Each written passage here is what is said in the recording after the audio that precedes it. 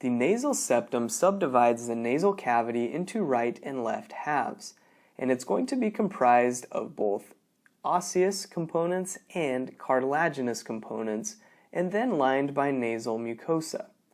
Now, most of you have likely heard of a deviated septum, meaning that it is no longer centered. The reality is that few individuals have a truly centered septum.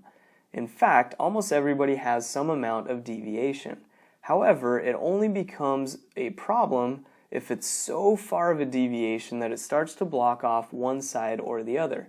And this could be a repaired fracture after a car crash or damage to the nasal septum, and it just heals incorrectly.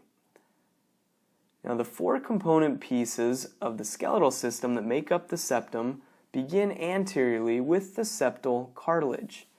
The septal cartilage is going to be the extension that continues out towards the apex of the nose, and it's going to allow for separation of the nostrils or external nares.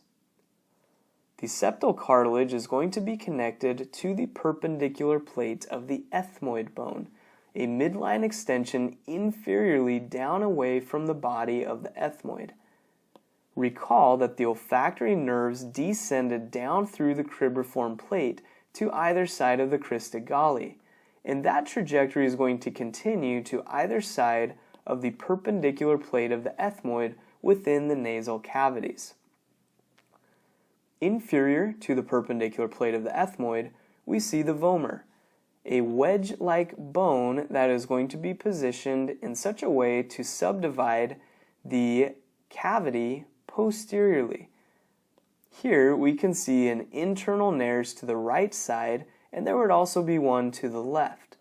So the septal cartilage divided the external nares, and the vomer divides the internal nares. It is the only component piece posteriorly along the free edge of the nasal septum. The last skeletal component to the nasal septum arises from the hard palate, which is made by an extension of bone from the maxilla, called the palatine process, as well as extensions of the two palatine bones, the horizontal plates. And this small ridge of bone will meet up with the vomer. Recall that nasal mucosa lined the lateral aspect of this nasal cavity as well as the nasal septum. So the entire region of the nasal cavity will be lined by nasal mucosa, and what we're seeing here would be a view if that mucosa had been peeled away from the nasal septum.